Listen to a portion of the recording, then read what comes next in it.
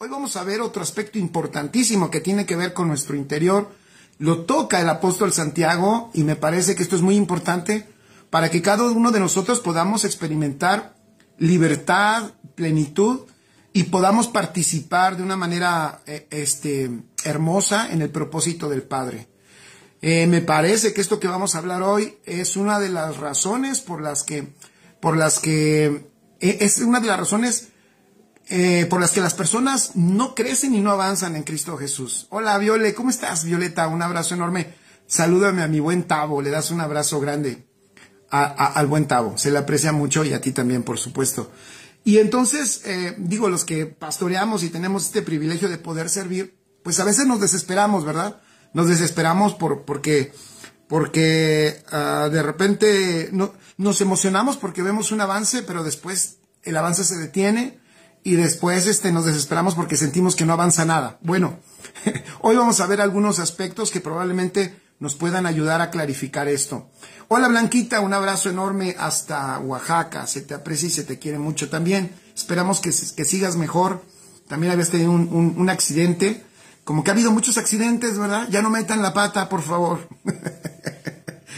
¿Vale? Cuídense mucho. Sean precavidos, ¿verdad? O cuidémonos mucho.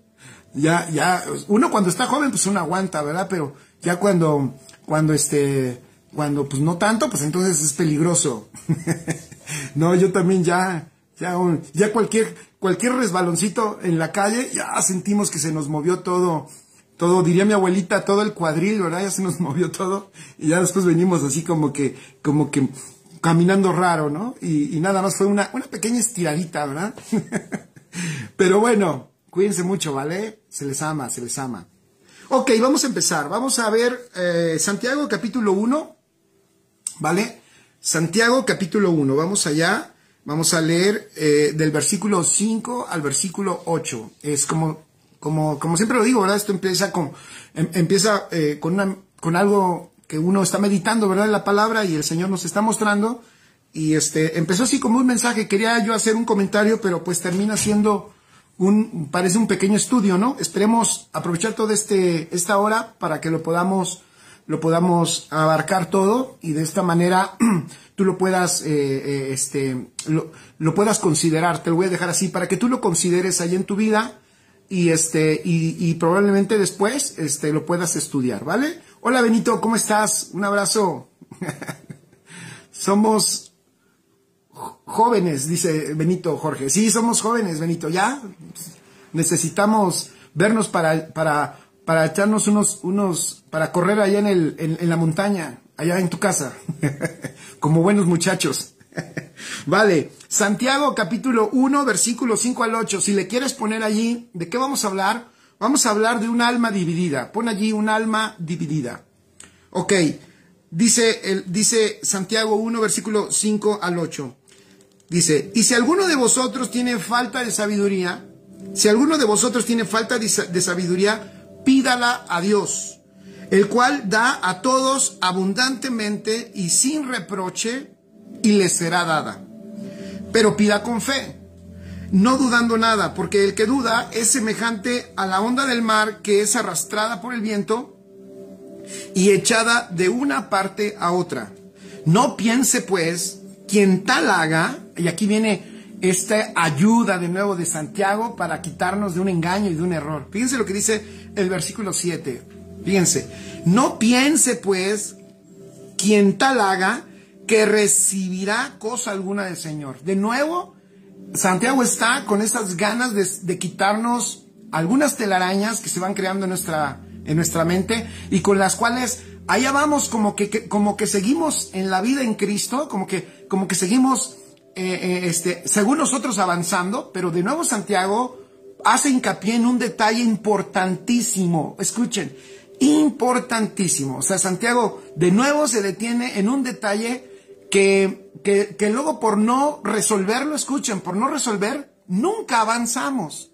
Y entonces el Evangelio termina quedando como la gran teoría, el gran mensaje que aprendí, termina quedando como el conocimiento y no lo trasladamos a la vida que experimentamos todos los días. Porque el Evangelio es vida, porque es Cristo.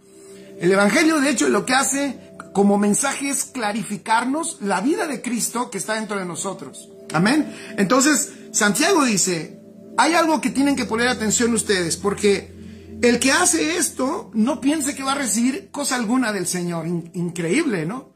Dice el versículo 8, el hombre de doble ánimo, ¿ya vieron? El hombre de doble ánimo es inconstante en todos sus caminos.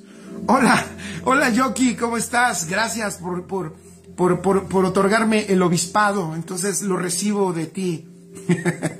Hay varios obispos, ¿no? Es el obispo Albert que está en él es el primado, después el obispo Kenneth, después yo pues soy un monaguillo y pues tú Yoki eres ya palabras mayores, ¿vale? Entonces, vean, el hombre de doble ánimo es inconstante en todos sus caminos. El hombre de doble ánimo es inconstante en todos sus caminos. Y vamos a regresar al 7. No piense, pues, que quien actúa así recibirá cosa alguna del Señor. ¿Ya se dieron cuenta? Qué interesante. Miren, una de las cosas que yo más he escuchado de insatisfacción de las personas en las congregaciones es esa. Es ese no ver, una de las cosas es así, simple, ¿no? Que tiene su respuesta. Pero aquí nos deja ver Santiago cuál es el fondo, el verdadero problema. Porque mucha gente tiene un gran problema en que no han recibido lo que quieren del Señor, ¿no? Ese es lo que ellos ven. Bueno, Santiago aquí dice, bueno, el que tiene este problemita, el que tiene esta característica adentro, si no la resuelve, va a ser, no solo no va a recibir lo que espera recibir, sino aparte va a ser inconstante en todos sus caminos, ¿ok? Esta porción tiene un contexto, ¿no? El contexto que enseña Santiago en esta palabra, ustedes lo saben, el contexto es muy interesante. Acaba de decir Santiago que algo hermoso, porque acaba de decir Santiago que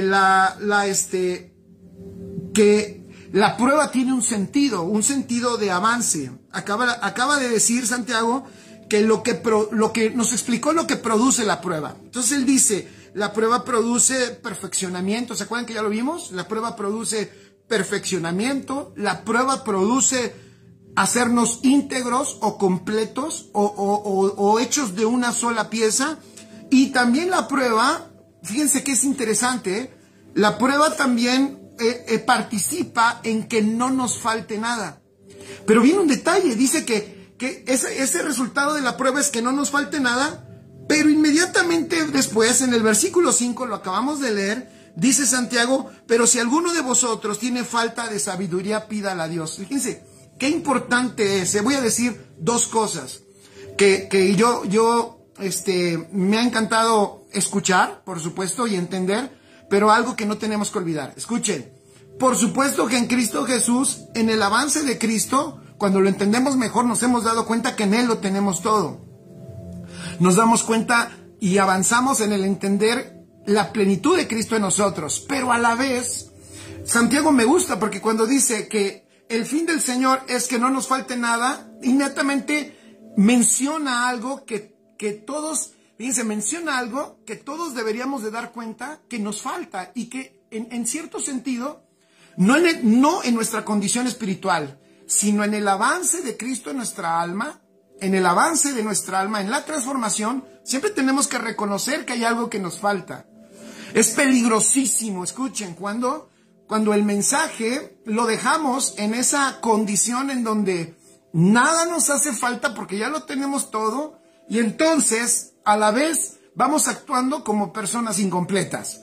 O sea, decimos que no nos falta nada, pero cuando actuamos con unas carencias en el alma enormes. Entonces ese es un engaño. El apóstol Pablo, ustedes saben que en varias partes de la Escritura él manifestaba y decía, yo prosigo a la meta. Yo no pretendo ya haberlo alcanzado todo. Yo sigo avanzando, yo sigo a la meta, yo busco el galardón, yo espero recibir la corona, yo sigo adelante, no me detengo, una cosa hago, ¿verdad? Olvido lo que queda atrás y prosigo a la meta. Qué extraordinario. O sea, a pesar de que él entiende y él enseña ese evangelio de la plenitud de Cristo, de lo consumado en Cristo Jesús y de que no falta nada, a la vez Él enseña y dice, pero yo no me he detenido, yo sigo adelante, olvido lo que queda atrás, sé que hay algo más, entiendo que me faltan todavía algunos aspectos, unos aspectos que entender, me faltan algunos aspectos que disfrutar, hay otros aspectos que cumplir, hay una expectativa de Dios a la cual yo quiero cumplir. Él dice que él anhelaba cumplir el llamado para el cual él había sido llamado. Él anhelaba hacer para lo cual el Padre lo había salvado. Entonces aquí Santiago dice lo mismo, aunque está hablando de que el fin de una persona que entiende la prueba y le saca mayor provecho, es que esas pruebas lo van llevando al perfeccionamiento, lo va haciendo una persona íntegra, o sea, de una sola pieza, y además tiene la intención de que nada le falte. Es una persona que cuando pasa la prueba tiene mayores herramientas, pero a la vez dice que probablemente aún con todo eso, puedas tú saber y darte cuenta que te falta sabiduría. Amén. Entonces dice que puede faltar sabiduría, y esto es interesante. Yo puse aquí, miren, puede faltar sabiduría, ya que la sabiduría de Dios, no voy a meter porque ese es otro tema, la sabiduría de Dios no es dada por ninguna prueba, escríbelo allí.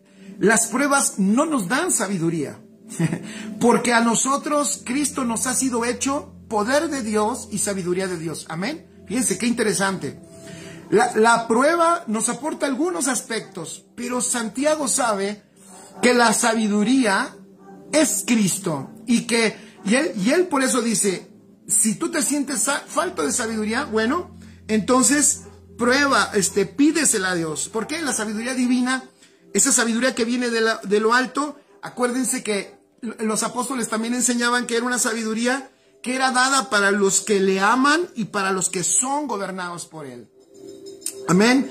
Entonces, Cristo, de hecho, es la sabiduría de Dios. Eso lo encuentras, apunta allí en 1 Corintios 1:24. 1 Corintios 1:24 dice, mas para los llamados, tanto los judíos como griegos, Cristo es poder de Dios y sabiduría de Dios. Cristo es poder de Dios y sabiduría de Dios. Entonces, más adelante Santiago hace una diferencia, sabemos también aquí en esta carta, entre la sabiduría de Dios y la sabiduría terrenal.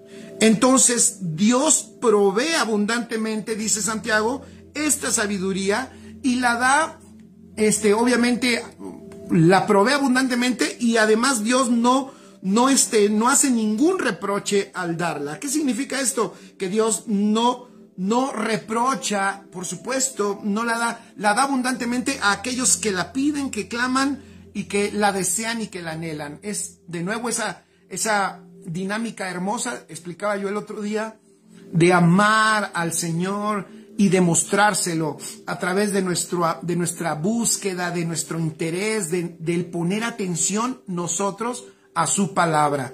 Eso es algo que vemos en la palabra que a Dios le encanta, y que las personas que le aman y que lo buscan y lo anhelan, el Señor se revela, el Señor se muestra, el Señor abre muchas cosas de Él para aquellos que le aman, cosas que ojo no vio y cosas que oído no oyó.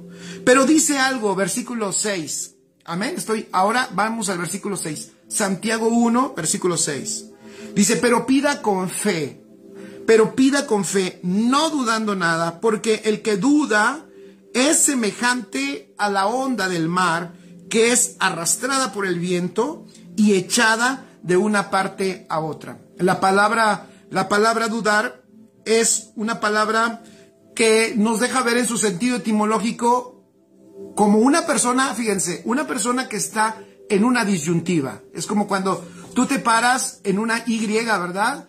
Y donde no sabes si ir a la izquierda o ir a la derecha.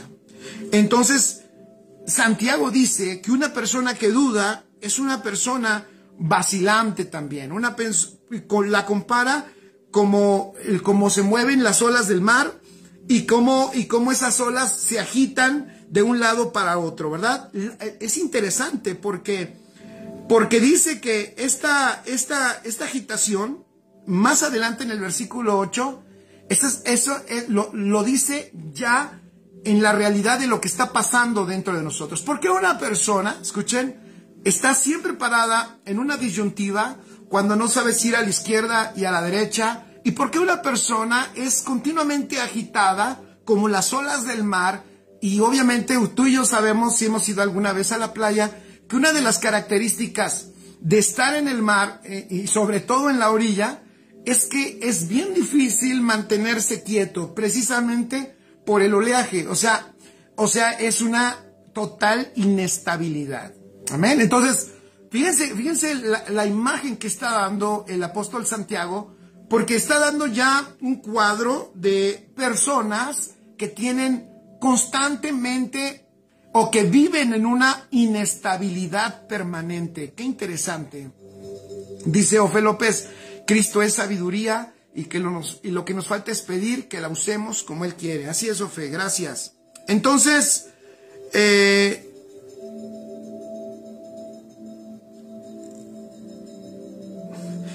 dice, vamos a Efesios 4:3. Vean cómo, Efesios 4, versículo 13. Vamos allá a Efesios 4, versículo 13. Como el apóstol Pablo también, aquí le está hablando Santiago. Entonces, Santiago se da cuenta, hace un diagnóstico, y él dice que hay personas que padecen de este problema de inestabilidad. Pablo lo dice también, y vean cómo lo dice en Efesios 4, 13 y 14. Dice, hasta que todos lleguemos, escuchen, hasta que todos lleguemos a la unidad de la fe y del conocimiento del Hijo de Dios, a un varón perfecto, a la medida de la estatura de la plenitud de Cristo, para que ya no seamos, ¿ya vieron? Para que ya no seamos niños fluctuantes, llevados por doquiera de todo viento de doctrina, por estratagema de hombres que para engañar emplean con astucia las artimañas del error. Entonces, de nuevo aquí ahora el apóstol enseña y dice que esta inestabilidad, entonces, es peligrosísima. Bueno, primero tiene que ver con un grado de inmadurez. Ven qué interesante. Dice el apóstol, nos deja ver aquí lo peligroso, apunta allí, lo peligroso de la inmadurez. Que suele suceder que las personas a veces creo que no se dan cuenta de la condición en la que se encuentran, o están engañadas a sí mismos, como dice Santiago más adelante, y no tienen un diagnóstico personal de cuál es la condición en la que están. Es importantísimo que nosotros sepamos en la condición en la que estamos, y es importantísimo que no consintamos la inmadurez. Ya también hemos hablado en otras ocasiones de eso, pero aquí vemos claramente cómo el apóstol dice que la intención apostólica, la intención de los edificadores es ¿cuál? Que todos lleguemos a la unidad de la fe y del conocimiento del Hijo de Dios, a un varón perfecto, a la medida de la estatura de la plenitud de Cristo. ¿Por qué? Fíjense, ¿por qué? El versículo 14 lo dice. Para que ya no seamos niños fluctuantes. ¿Ya vieron? Para que ya no seamos niños fluctuantes, llevados por doquiera de todo viento de doctrina, por estratagema de hombres que para engañar emplean con astucia las artimañas del error. ¿Ya vieron? Para que no seamos, ¿qué? Niños fluctuantes, para que no seamos llevados por doquiera de todo viento de doctrina. Ok, dice de nuevo, vamos a Santiago, el versículo 7. Entonces, regresamos al 7, Santiago 1, versículo 7. Dice, no piense, la persona que está en esta condición, dice Santiago, no piense quien tal haga que recibirá cosa alguna del Señor. Fíjense qué importante es no abortar el camino de madurez. Qué importante es, como dice el apóstol Pablo, seguir caminando hasta que todos lleguemos a la unidad de la fe. Qué importante es seguir creciendo en el conocimiento del Hijo de Dios. Qué importante es seguir avanzando ¿a qué? A la estatura del varón perfecto, a la medida de la estatura de la plenitud de Cristo. ¡Qué maravilloso! ¿Por qué? Porque ese avance en la madurez produce estabilidad en nuestro interior. Si no hay estabilidad, Santiago por eso dice, el que está en esa condición, no piense, eso está fuerte, ¿verdad? No piense que recibirá cosa alguna del Señor. ¡Wow! En la versión NBI, fíjense cómo lo dice. Este tal, la versión NBI del versículo 7 dice, este tal no debe suponer que va a recibir nada de parte del Señor. Es un indeciso, ¿ya vieron? Es un indeciso y un inconstante en todo lo que emprende. Indeciso e inconstante en todo lo que emprende. ¿Se acuerdan que él viene hablando de la fe? Que cuando pidan, da como ejemplo el pedir de sabiduría, pero escucha, no solo es el pedir de sabiduría, es el caminar en nuestra vida en Cristo. Nuestra vida en Cristo Jesús, chicos, requiere ¿de qué? De constancia y requiere de personas que toman decisiones, que caminan hacia adelante y que no vacilan porque han entendido el propósito al que han sido llamados. Amén. Ahí voy a los puntos importantísimos. Porque Santiago está dando solo un ejemplo de que pidas con fe. Pero después dice, porque el que no pide con fe y vacila, entonces no puede pensar que va a recibir, sino al contrario, esa persona es inconstante en todo, va a ser inconstante en todo lo que emprenda. ¿Ok? Entonces, ¿qué es lo que está el Señor hoy enseñándonos? Vean el versículo 8. El hombre, versículo 8, Santiago 1:8 dice, el hombre de doble ánimo es inconstante en todos sus caminos. ¡Wow! El hombre de doble ánimo es inconstante en todos sus caminos. Entonces, ¿qué es lo que nos está queriendo enseñar el Señor a través de esta palabra? Escribe que es importantísimo salir del engaño anímico. Amén. Es importantísimo salir del engaño del doble ánimo. Miren, en Santiago menciona 2 veces el doble ánimo. Uno aquí en Santiago 1:8 y otro en el capítulo 4, apúntalo ahí, capítulo 4, versículo 8. Ahí también lo menciona. En el primer capítulo, en el capítulo 1, versículo 8, la palabra doble ánimo, escribe allí, significa doble pensamiento. Un pensamiento doble. Es una persona que ahorita está pensando una cosa, pero después es tan inestable que ya está pensando otra cosa. Es una persona que tiene una mente dividida. Interesante, ¿no? No es un hipócrita. Yo puse aquí, no es un hipócrita. Lo que quiere decir es que es una persona que tiene un doble pensamiento. También se puede traducir, escribe ahí, se puede traducir ese doble ánimo de doble alma. O como si tuviera 2 almas diferentes. Fíjense qué interesante. Doble ánimo literalmente significa, si lo traducimos literal del griego al español, es una doble alma. Lo que hoy pudiéramos decir, a lo que hoy le han dicho a esas personas que son bipolares. ¿Han escuchado de las personas o de la bipolaridad? ¿Han oído de la bipolaridad? Bueno, es algo parecido, ¿no? Como esas personas bipolares, fíjense, que por un momento están enfocados en algo y de repente ya están enfocados en algo que es totalmente opuesto. De hecho, la referencia que nos da cuando uno ve este pasaje, me gusta, por eso yo luego lo menciono, esto, cuando uno estudia algunos pasajes, los mismos, a veces, no siempre, ¿no? Pero a veces le atinan las editoriales, porque una de las referencias que da de este pasaje es cuando Jesús dijo que si tu ojo es bueno, todo tu ser estará lleno de luz. ¿A qué se refiere que si tu ojo es bueno, todo tu ser estará lleno de luz? Exacto, a eso que está diciendo Huicho. que si tú te enfocas exactamente, correctamente, si tú te enfocas correctamente, entonces vas a poder ¿qué? Dirigirte y ser constante hacia una dirección y poder lograr cumplir lo que se pidió. Pero si no, cuando dice Jesús del ojo malo, el ojo malo se está refiriendo a la visión doble. Escriben ahí esa visión doble. Es donde la persona no puede enfocar correctamente un objetivo y entonces tiene problemas de llegar a un destino. Por eso el Señor Jesús decía, qué importante es tu ojo, que tu ojo esté enfocado. Y eso es fundamental, ¿eh? El enfoque es poderosísimo.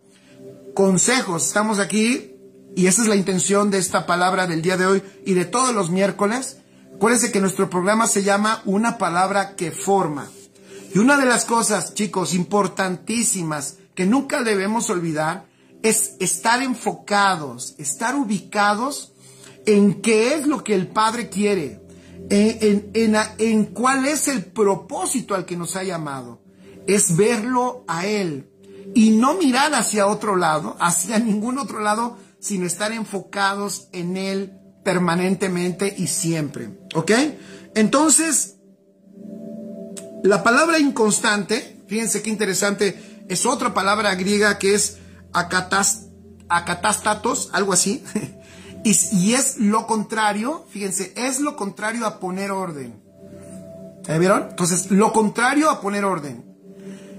Inconstante, esa palabra que traducen en el español como es inconstante todos sus caminos, podríamos decir que significa, es una persona que es incapaz de poner orden en todas las áreas de su vida. Fíjense qué interesante. Incapaz de poner orden en todas las palabras de su vida. También literalmente significa turbulento. O sea, que no puede ser refrenado. Qué peligroso es, ¿eh? Te voy a decir, de hecho, un detalle. La consecuencia de este doble ánimo, de esta doble alma y de este doble pensamiento, es la raíz, escribe allí, es la raíz de los pecados más terribles. Aquí Santiago nos da una luz, claro, el Señor a través de lo que escribió Santiago, nos da una luz de que la persona que vive en esa doble alma va a poder expresar, escucha, los pecados más terribles que una persona puede expresar. Ese es el origen, la turbulencia que hay en el interior, todo el desorden que hay en el interior, que después se manifiesta hacia afuera de diferentes maneras. Santiago 4 escribe allá, versículo 8 es la otra referencia, Santiago 4:8 dice, acercaos a Dios y Él se acercará a vosotros. Y luego dice, pecadores, limpiad las manos, y luego viene algo fuerte, ¿eh? Y vosotros, los de doble ánimo, purificad vuestros corazones. Eso está fuerte, ¿eh? ¿Por qué? Porque uno pudiera pensar, y ahí viene el autoengaño, uno pudiera pensar que no está hablando de nosotros, pero aquí Santiago sí está hablando de nosotros. Entonces Santiago lo que está diciendo es, a ver, tienes que hacer un análisis y reconocer la condición de tu alma. Y ¿saben qué? Yo en lo personal, lo digo por mí, analizando mi vida, que claro, no la voy a exponer aquí, ¿verdad? Pero analizando mi vida, sí te voy a decir que yo encuentro que en muchas ocasiones he operado en doble ánimo, que en muchas ocasiones he dejado de hacer lo que Dios ya me ha dicho que tengo que hacer. Escuchen, lo que Dios ya ha hablado claramente que tengo que hacer, lo he dejado de hacer. ¿Por qué? Porque dentro de mí hay una parte que duda y que de repente dice, no, mejor lo dejamos allí, mejor no lo hacemos y mejor nos vamos por acá. Deja esa palabra allí por un momento, por un tiempo. Lo que quiero decir es que he dejado de hacer cosas que son muy importantes por este asunto que luego está dentro de nosotros, en mi caso dentro de mí, y me ha impedido ir a otro voy a llamarlo así, ir a otro escalón o a otro punto o a un asunto específico a donde Dios me quiere llevar. Entonces, en Santiago 4:8, cuando dice doble ánimo, se refiere a ¿qué? A un alma doble. Y luego dice, esos de doble ánimo, ¿cuál es la manera, cuál es la forma en que estos de doble ánimo pueden salir de allí? Fíjense, nos dice la forma. Y vosotros los de doble ánimo, purificad vuestros corazones. Así que ponen tus notas. La manera de salir del doble ánimo es purificar nuestros corazones. Pero quiero regresar a ser claro con esto. El apóstol dice, y vosotros los de doble ánimo, se está refiriendo a que todos nosotros, en algunas áreas en nuestra alma, podemos estar padeciendo esta característica que es peligrosa. Voy a tomar lo que acaba de poner allí Mirna, que es peligrosa. Es peligrosa porque puede ser el motivo por el cual no disfruto, escuchen, no disfruto la realidad de Cristo. Puede ser el motivo por el cual no veo también las respuestas de Dios a través de ¿qué? De esta vida que vivo en Cristo, que es la vida más gloriosa. Puede ser también el motivo por el cual no participo de una manera real en el propósito. En otras palabras, puede ser el motivo por el cual, escuchen lo que voy a decir, puede ser el motivo por el cual no soy útil para el propósito. Porque ¿quiénes son? Fíjense, piénsenlo. ¿Quiénes son las personas útiles para Dios en el propósito del Padre? ¿Qué tipo de iglesia el Padre requiere hoy en día? ¿Qué tipo de iglesia el Padre requiere para que el reino de Dios se siga extendiendo en la tierra y llegue hasta lo último de la tierra? ¿Qué tipo de personas, qué tipo de hijos el Señor requiere para que todo sea reunido en Cristo Jesús? Pues obviamente, personas que no sean de doblado ánimo, que no tengan, escribe allí, que hayan vencido la primer batalla que se debe de vencer en los hijos de Dios. La primer batalla, o una de las primeras y más importantes batallas. Este es un consejo para todos, porque puede ser que es de las más importantes y de las primeras, pero es la que no hemos vencido en nuestro interior, que es la prueba, es la guerra, voy a llamarla así, la batalla de nuestro estado de ánimo. ¿Cómo nos encontramos allí dentro de nosotros? ¿Cómo está nuestra alma? Hoy precisamente en la mañana, platicando con una persona y me confiaba, me platicaba algunas cosas, y yo le decía, ¿sabes qué? Cuando yo le escuchaba, yo le decía, ¿sabes qué? Hay un asunto que te ayudaría muchísimo. Porque ahorita estás entre, ya estoy confundido, no sé si yo o hacer esto o no hacerlo, o no sé si dejar a Dios que lo haga y yo no hago nada, me hago a un lado, ya no sé qué decisión tomar. Entonces, y por eso estoy compartiendo esto. Entonces yo le decía, es que ¿sabes por qué pasa eso? ¿Sabes por qué hay esa confusión de no saber qué hacer o de no saber a qué dirección dirigirme? Eso precisamente es porque el alma está tomando una posición y una función que no le corresponde. El alma te está gobernando.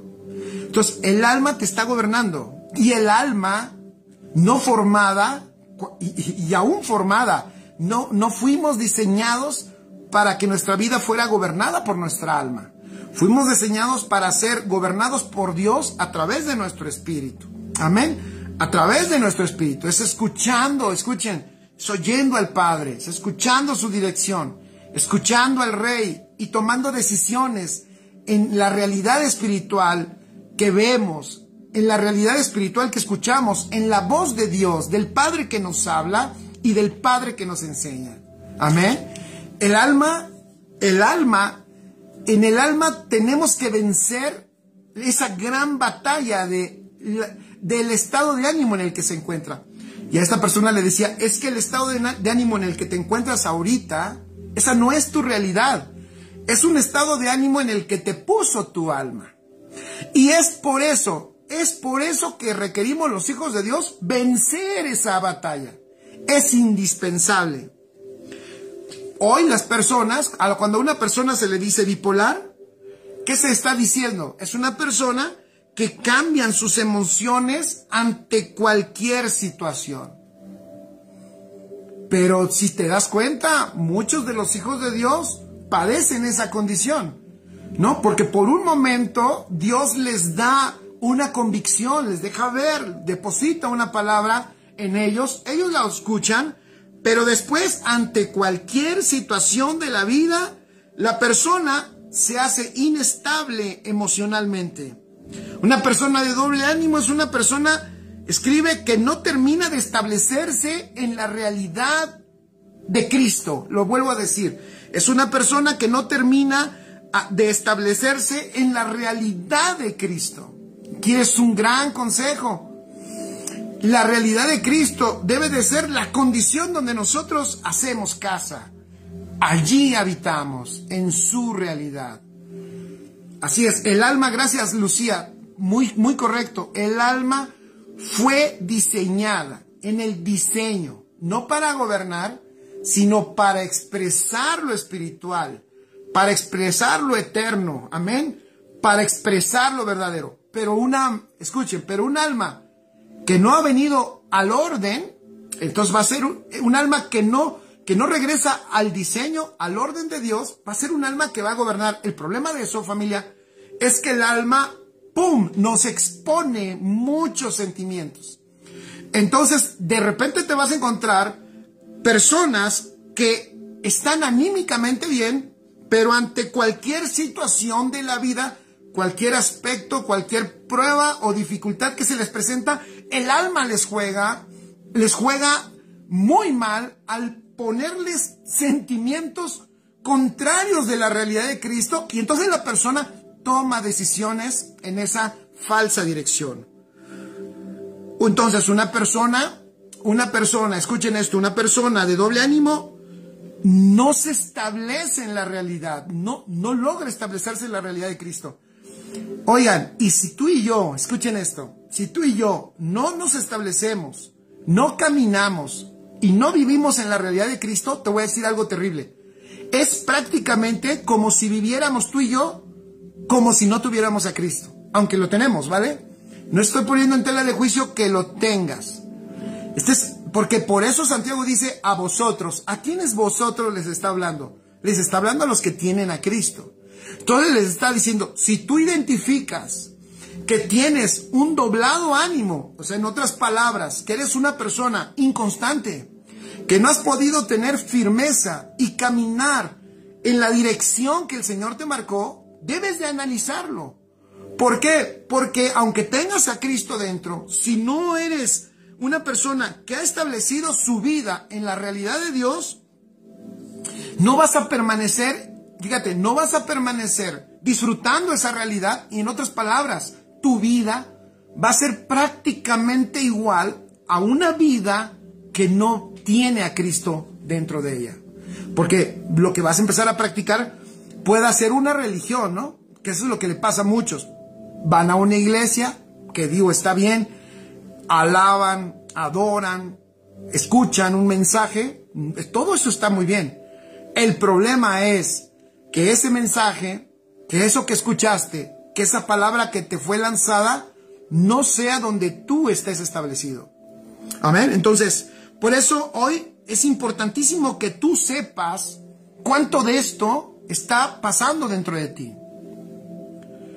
Así es, dice Araceli, qué malo sacar a Cristo de la ecuación.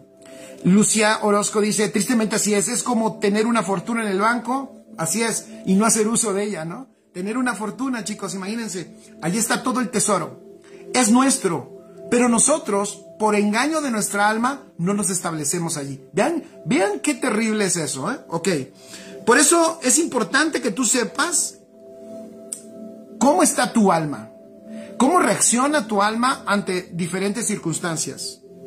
¿Cómo se mueve tu alma en cada circunstancia que te toca vivir? ¿Nos mantenemos, escucha, nos mantenemos en las cosas que son del Señor? ¿Permanecemos allí? Santiago dice, permanece allí. Amén. El Señor hoy te dice, escucha, familia, amigos, el Señor hoy te dice, permanece allí. Es el lugar más seguro. Es el lugar más seguro. Pero tiene que ser ajustada nuestra alma. Requerimos que nuestra alma, ahora que estamos en Cristo, sufra todo ese proceso de transformación. Para que todo nuestro sistema de emociones venga al orden. Para que todo nuestro sistema de emociones venga al orden. De hecho, la victoria o la derrota de nuestra generación, escuchen, no está. La victoria o la derrota de nuestra generación en Cristo, de la iglesia que está hoy en la tierra, no va a ser por causa de Cristo. Cristo ya venció. Él ya venció. La victoria o la derrota de la iglesia hoy es por lo que está pasando en su alma. Es si esta iglesia está siendo capaz de permanecer en la realidad en la que fue puesta por Cristo Jesús. Por eso hoy el evangelio del nuevo pacto, entender la verdad presente es fundamental. Porque esa verdad nos deja ver nuestra posición y nuestra condición real en Cristo Jesús. Por supuesto que conocer eso es fundamental. Pero no solo es conocer eso. Lo que Santiago nos está diciendo es permanecer allí. Porque no pensemos que esto que estamos entendiendo, escuchen, solo por entenderlo, esto ya tiene un efecto en nosotros y somos útiles. No. La realidad es que seremos útiles para lo que Dios quiere hoy en nuestra generación, en cuanto nosotros no nos movamos de esa realidad y podamos tener victoria en nuestra alma. La victoria en nuestra alma es fundamental. Filipenses 2, versículo 9. Fíjense cómo el apóstol Pablo dice de Timoteo este pasaje, estas palabras. Filipenses 2, 9. Espero en el Señor Jesús, fíjense, espero en el Señor Jesús enviaros pronto a Timoteo para que yo también esté de buen ánimo al saber de vuestro estado. Pues a ninguno tengo del mismo ánimo, fíjense, del mismo ánimo, y que tan sinceramente se interese por vosotros. Pues es importantísimo. El Señor, lo voy a decir en otras palabras. ¿Qué es lo que está diciendo Pablo aquí? Pablo está diciendo, les voy a mandar a alguien que está en el mismo ánimo que yo. ¡Wow! Si nosotros vemos el contexto, es de que Pablo, aunque está encarcelado, escuchen esto, está encarcelado, él ha superado su condición humana de encarcelamiento y de prisión, y él tiene un ánimo que no está sujeto a lo que está sucediendo. Y en ese ánimo, escuchen, manda a Timoteo. ¿Y por qué creen que manda a alguien de esa calidad? Escuchen, de ese estándar, de ese nivel a esa iglesia. Porque esa iglesia se estaba desanimando. Esa iglesia se estaba desanimando. Yo me atrevo a decir que Timoteo iba a ir a Tesalónica. ¿Saben a qué? A lo mejor me estoy exagerando en esto, pero permítanme decirlo. Porque yo creo que a lo mejor no era la forma en que ellos operaban en ese tiempo, pero lo voy a decir así para que lo entendamos todos. Seguramente Timoteo iba a Tesalónica a darles un curso de cómo dejar el doble ánimo y gobernar sobre sus emociones. Lo vuelvo a repetir, probablemente Timoteo iba para enseñarles cómo, ayudarles a qué, a que pudieran vencer esa batalla del estado anímico, de esa condición de depresión y de desánimo y de tristeza. Parece que la iglesia de Tesalonicenses había dejado de avanzar, había dejado de trabajar, había dejado de participar de lo que correspondía, de lo que debían hacer, porque se estaban desanimando. Entonces dice el apóstol, voy a mandarles a alguien que está de mi mismo ánimo, alguien que también ya entendió que no importa la condición que estemos viviendo humanamente, nuestra realidad y nuestro ánimo, escuchen, nuestro ánimo viene del Espíritu. Es nuestra realidad espiritual de donde nosotros tomamos el gozo, la fortaleza para seguir avanzando y para no detenernos. Entonces, habían ellos empezado ya lo dije, a desanimarse, habían dejado de trabajar. Obviamente no habían entendido correctamente el evangelio, por eso se estaban desanimando. Y entonces las personas empezaron a entender. Fíjense, es tan importante, escribe allí otro detalle, es tan importante tu condición anímica, escuchen esto, es tan importante, bueno, es tan importante que por eso, sí, la religión lo que hace, en efecto, lo que hace, no sé si a ustedes les pasó, yo digo, así es, dice Lucía Orozco, un seminario de transformación del alma por medio de la renovación, seguro era eso, vamos a hablar del alma, porque el problema que ustedes tienen es del alma, no es otro, no es ni el diablo, ni son los religiosos, ni los que, ni la persecución de la sociedad, sino el problema, la batalla que no han vencido es la de adentro de ustedes. Dice Huicho, la importancia de unificar, estando en el uno que es Cristo, así es. Y ahorita voy a ir, de nuevo le diste al clavo, Huicho, porque voy a hablar de otra derivación contraria al doble ánimo. ¿Saben qué es lo contrario al doble ánimo? Aprovechando lo que dijo Huicho, ¿saben qué es lo contrario al doble ánimo? Ser unánime.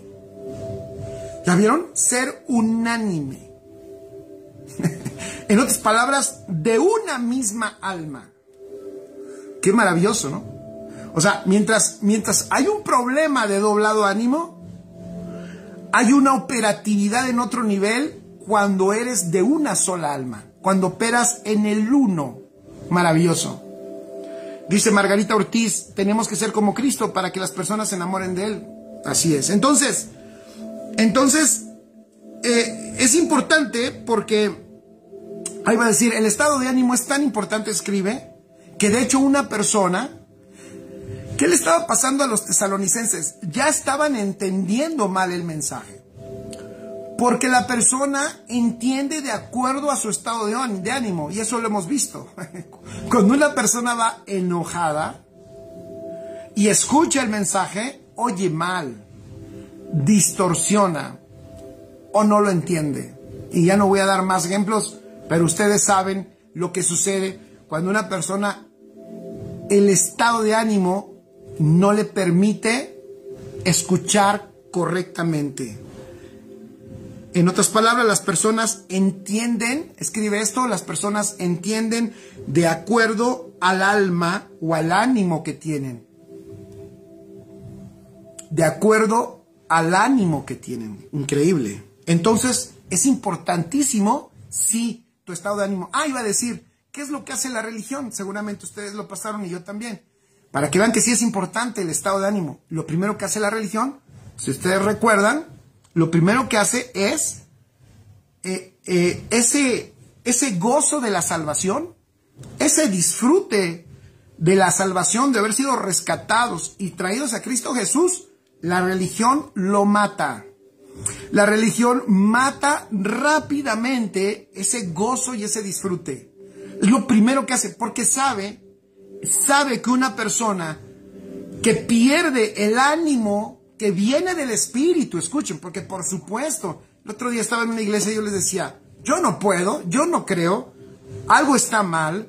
Cuando estamos acá, los del nuevo pacto, los entendidos, los de la verdad presente, estamos muy entendidos, somos muy del nuevo pacto, pero somos personas que ya nos hicimos fríos, somos unas paletas, que ya no alabamos, que ya no nos reímos, que todo lo estamos analizando, que estamos cada rato enojados porque no hablaron como se debe de hablar en la terminología de lo consumado, cuando estamos criticando todo lo que se habla, lo que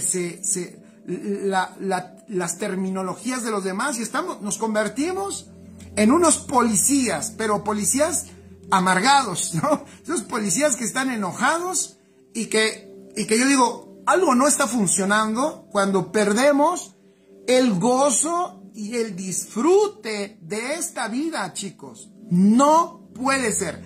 Algo está mal si ya no cantamos, si ya no alabamos. Algo está mal si si no hay esa pasión, fíjense, esa pasión que debería de haber aumentado, porque ahora conocemos la verdad, debería de haberse potenciado, se debió de haber multiplicado la cantidad de gozo, la pasión y el deseo por servirle. ¿Están de acuerdo?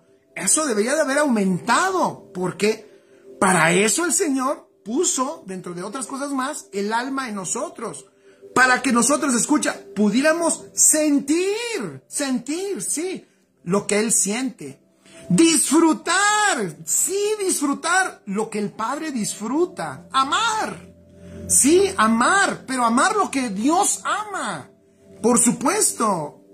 Pero ¿qué hace la religión? Nos mata todo eso maravilloso, y ¿sabes por qué lo hace? Porque el ánimo es muy importante. El estado de ánimo, para hacerlo personal, mi estado de ánimo es muy importante. Mi estado, ya lo dije, mi estado de ánimo hasta define cómo escucho. Mi estado de ánimo va a ser que escuche bien o que escuche mal. ¿Se acuerdan? Es tan importante que yo puse aquí un ejemplo nada más en la parábola del sembrador. Mateo 13, versículo 20. Vayan rápido allá. Mateo 13, 20. Ya se me está yendo el tiempo. Dice, Mateo 13, 20 y 21. Apunten allí. Dice, el que fue sembrado en pedregales, vean si no es importante. El que fue sembrado en pedregales, este es el que oye la palabra y al momento la recibe con gozo. O sea, sí la recibió, fíjense, sí la recibió porque había un estado de ánimo, una condición que le permitió recibirla. ¿Cuál era la condición? Tenía gozo. Pero, pon allí, pero no tiene raíz. O sea, ya ahí hubo después un problema, no profundizó. No tiene raíz en sí, sino que es de corta duración. ¿Por qué? Pues al venir la aflicción o la persecución por causa de la palabra, luego tropieza. Bueno, es un ejemplo clarísimo. Entonces, la recibe con gozo, su condición, su estado de ánimo le permite recibir la palabra, pero después su estado de ánimo cambia al venir la aflicción. Cuando viene la aflicción, dice aquí, literalmente en Mateo 13:20, la aflicción, o 21, perdón, o la persecución, esa persona tropieza. Fíjense qué importante es el estado de ánimo, y nos lo deja ver el Señor en cómo se comporta la semilla dentro de la persona, y más bien cómo la persona trata a la semilla que le ha sido implantada. ¿Ya vieron qué importante es el estado de ánimo, la condición correcta, el estar establecidos en la realidad de Cristo para toda la palabra que el Señor te está dando? Qué importante, qué fundamental es. Dice Vero Castro, los hijos de Dios debemos ser los más felices sobre toda la tierra. Totalmente. Mirna dice, el alma dividida no escucha la palabra. Lucía dice, un hijo de Dios que no entiende el gozo de la salvación y esté como un fruto del Espíritu se vuelve inseguro. Exactamente. Así es. Entonces, escribe esto, los apóstoles sabían que si las personas no son estables en su estado de ánimo en Cristo Jesús, si no son estables, entonces las personas no pueden, incluso escribe, no son efectivos, ¿cómo lo digo? No pueden disfrutar el uno del cuerpo de Cristo.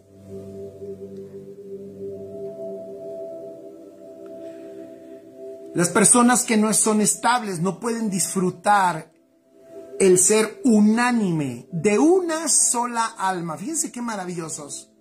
¿Se acuerdan que esa palabra está allí en el libro de los Hechos? Y estaban unánimes, dice, y estaban unánimes juntos. ¿Por qué dice dos cosas que parecen lo mismo? No son lo mismo. Unánimes está diciendo que ellos eran de una sola alma. Extraordinario. ¿Saben qué está diciendo? Que esa iglesia que conquistó esas ciudades al principio, y que cuando llegaban a las ciudades, la gente que veía el efecto de esa iglesia decían, estos vienen a trastornar nuestro mundo. Bueno, esa iglesia trastornó ese mundo porque habían vencido una batalla interna. No eran de doble alma, sino eran unánimes, personas de una sola alma, establecidos en una sola realidad, con un solo objetivo. Y entonces, pues por supuesto, después nosotros vemos el efecto de eso, que es glorioso. Claro, nos hemos quedado nosotros en ver el efecto. Hoy lo que hizo esa iglesia, cómo hizo esa iglesia. Hay que hacer lo mismo, hermanos. Y oigan, aprendamos de esa iglesia. Oigan, vean lo que si esa iglesia lo hizo. Si esa iglesia lo hizo, ¿cómo no lo vamos a hacer nosotros también? No, es que no es decirlo, ni tampoco hay un curso. Es que se resuelva, escuchen, esa iglesia, una de las primeras batallas que resolvió fue esa. Por eso no se detuvo.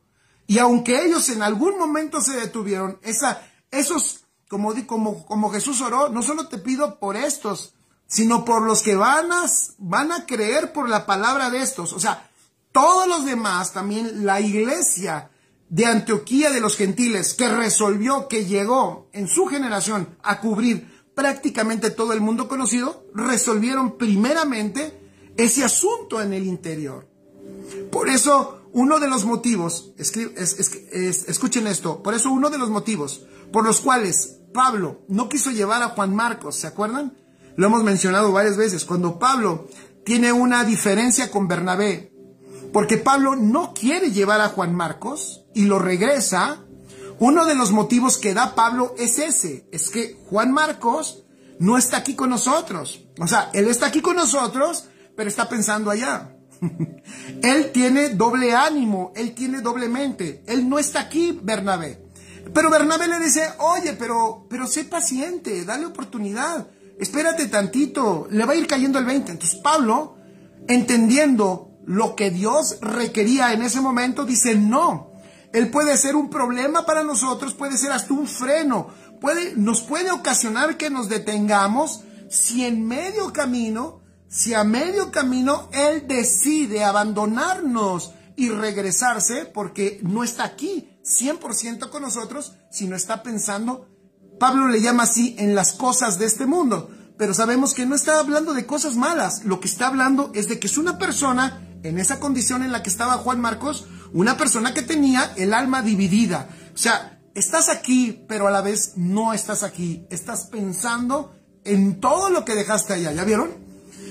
Para lo que la iglesia requiere, escribe allí, el Señor requiere que nosotros resolvamos ese asunto dentro de nosotros. Ese asunto interior debe de ser resuelto. Si queremos tener el estándar de la iglesia, si queremos manifestar el estándar de la iglesia que debe manifestarse, porque es una iglesia hecha con la naturaleza de Dios, a la imagen de su Hijo Jesucristo, para manifestar al Padre. Amén. Manifestar a papá. ¿Me escuchan eso? O sea, pero dice Santiago, pero una persona inconstante, una persona de doblado ánimo, es inconstante en todos sus caminos. Pregunto yo, ¿una persona inconstante puede participar efectivamente del propósito del Padre? Repito, una persona inconstante puede participar del propósito del Padre. Pues por supuesto que no, familia. Puede ser salva, sí. Puede ser salva, sí. ¿Se va a ir al cielo cuando fallezca? Sí. Escuchen. Pero participar del propósito. En el extendimiento de su reino aquí en la tierra. Manifestando a la iglesia gloriosa. Mostrando que la vida de Cristo en nosotros es mayor que la vida que vive el mundo. Eso no lo va a poder manifestar. Porque la persona, una parte está aquí, pero otra parte la tiene allá. No se ha definido en dónde establece su vida. Wow, está fuerte, ¿verdad? Entonces, los apóstoles sabían esto. Escribe allí, la primera estructura que se debe de derribar, la primera estructura que se debe de derribar de dentro de nosotros es ese doble ánimo. Así es, gracias Lucía. Una persona de doble ánimo trae problemas en la ejecución del propósito. Está fuerte. Ese fue el punto de Juan Marcos. Ahora, vamos a para que el pobre Juan Marcos no quede mal parado aquí con nosotros, vamos a recordar que más adelante, acuérdense que más adelante, Juan Marcos, Pablo dice, ahora sí me es útil, tráiganme a Juan Marcos, me es útil en el ministerio. Pues claro, ¿qué hombre? Y que de verdad, gracias a Dios por podernos el Señor dar dejar estos ejemplos prácticos, porque qué hombre tan sabio, pero no era malo Pablo. Él siguió observando la evolución de Juan Marcos, y cuando ve que Juan Marcos resuelve, fíjense, cuando ve que resuelve ¿qué? Lo que hay en su alma, cuando Juan Marcos resuelve ser de una sola pieza, escuchen, cuando Juan Marcos resuelve ser unánime, de una sola alma, un solo objetivo, un solo enfoque, entonces Pablo dice, tráiganme a Juan Marcos, me es útil. Al igual que como a Timoteo, a lo necesito, me es útil. De Timoteo, ¿qué fue lo que dijo? ¿Verdad? Hermoso. De Timoteo, ¿qué fue lo que dijo? Repito lo de Filipenses 2, 19, 20, porque me encanta, está hermoso ese pasaje. Fíjense lo que dice. Espero en el Señor Jesús enviaros pronto a Timoteo, para que yo también esté de buen ánimo al saber de vuestro estado. ¿Ya vieron qué importante es estar de buen ánimo?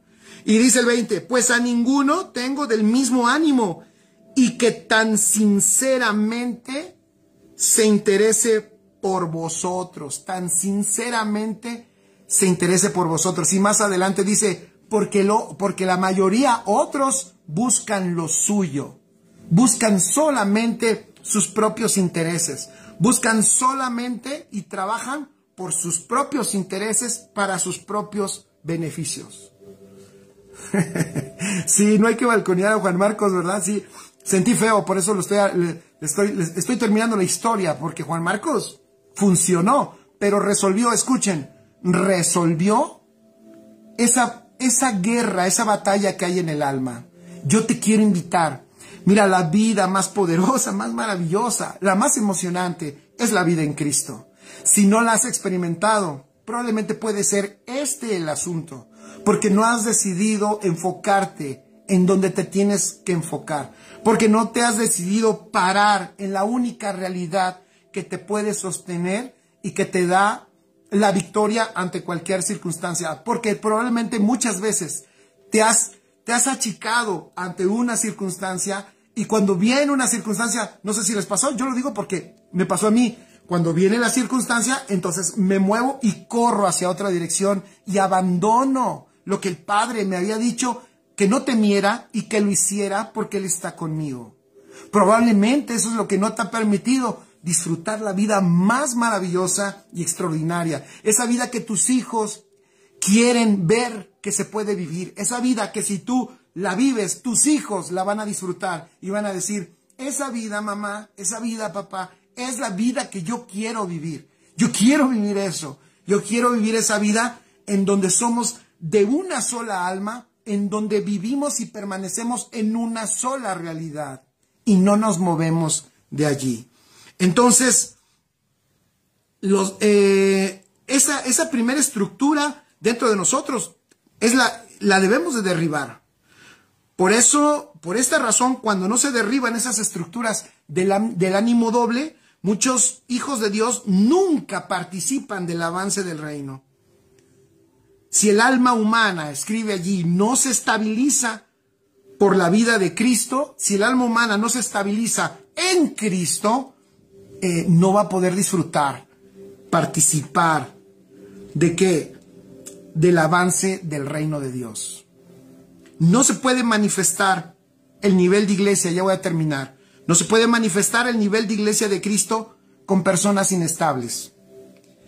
Tener un ánimo pronto para las cosas que tienen que ver con la fe es indispensable en el avance del reino. Repito, tener un ánimo pronto para las cosas que tienen que ver con la fe es indispensable para el extendimiento del reino. Y tener ánimo pronto, escuchen, ánimo pronto para las cosas de la fe, esa es una manifestación de tu espíritu. El que tiene victoria, el que vence sobre el estado de ánimo, escribe esto, el que vence sobre su estado de ánimo ha ganado, a mi parecer, una de las principales batallas dentro, en su alma. Y esa batalla que ha ganado es una de las principales, porque de allí una persona que ha vencido sobre su estado de ánimo empezará a ser constante, su aprovechamiento será evidente, su crecimiento será evidente, la formación, el crecimiento de la vida de Cristo en esa persona será evidente y estará disfrutando de participar el propósito eterno del Padre. Ha ganado, una persona que vence y que gana esa batalla, ha ganado una de las principales batallas. Es mejor esa batalla que la del diablo, que las batallas contra los que te quieren hacer mal, allá el ladrón que te quiere robar tu vehículo, o que te quieren sacar tu cartera, esa batalla es más importante que el que te robó tu celular, o las batallas que tenemos con las personas. No, la batalla allí, dentro de nosotros, es la más importante.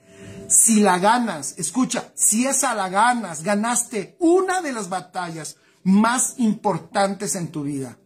Porque esa es la plataforma para la madurez, para el crecimiento y para que Cristo se forme. Porque Cristo no se forma en el alma de nosotros sin constancia, sin perseverancia. Amén. Las derrotas, escribe, y las derrotas en el estado de ánimo, ¿sabes qué son? ¿Sabes cuál es lo más terrible de la derrota? Cuando perdemos por causa de nuestro estado de ánimo, perdemos tiempo. Escribe, tiempo perdemos cuando perdemos en nuestro estado de ánimo.